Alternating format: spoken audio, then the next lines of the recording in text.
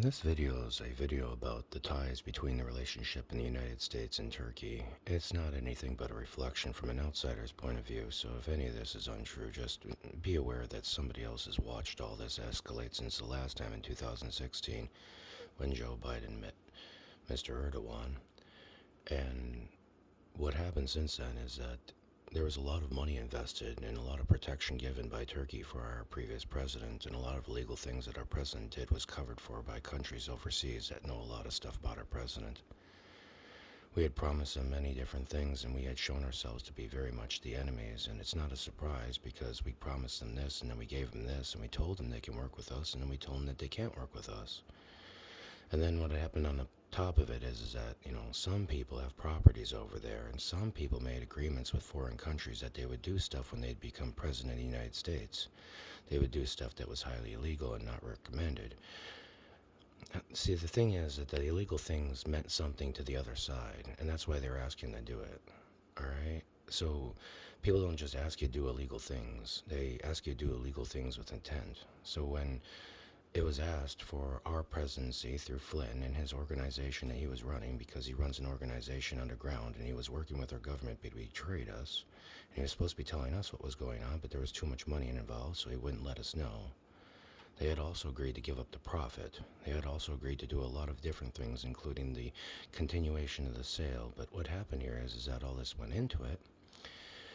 And then basically it became a burn status where, Donald Trump was put in a position where if he didn't submit himself to do at least something for what he's been repaid for, then it was the end of the world for him, because he's got properties over there and his children have properties and assets over there, and organized crime around the world has things everywhere.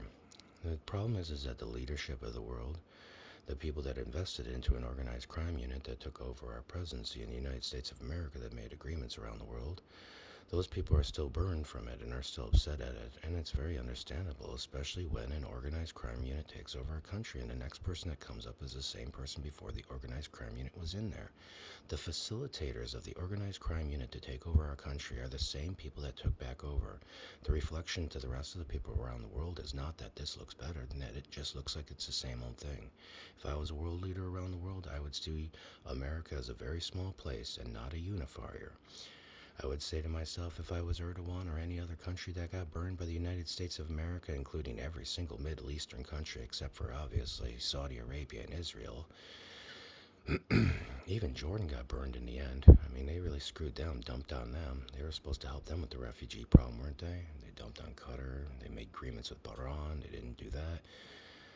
Anyways, when you're an organized crime unit and you run the presidency of the United States of America and you make world leaders promises, how do you expect to come back in as a world leader of honesty and not tell the truth that your previous world leader was a criminal? I'd like to shut up now, but I'm going to bring you back to one thing that I just learned yesterday that has really, really upset me.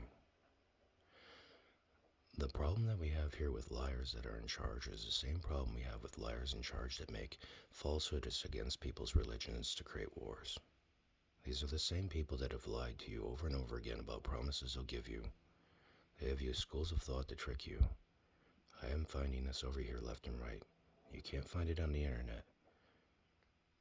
You must be very careful now. You're pretending like you're the leader of the world, and the bad guys are right in front of you. And the bad guys have been tricked by our bad guys, and the bad guys are still very mad at each other. We can't act happy while they're mad. They have to have some type of thing to grab onto. It is time to tie together the weave and bring the weave in full. If you tie together the weave well, and you are weaving the well-woven vase, then the well-woven vase will hold water. And if the well-woven vase holds water, then we shall cut their flowers off and look at them like pretty objects. God bless God.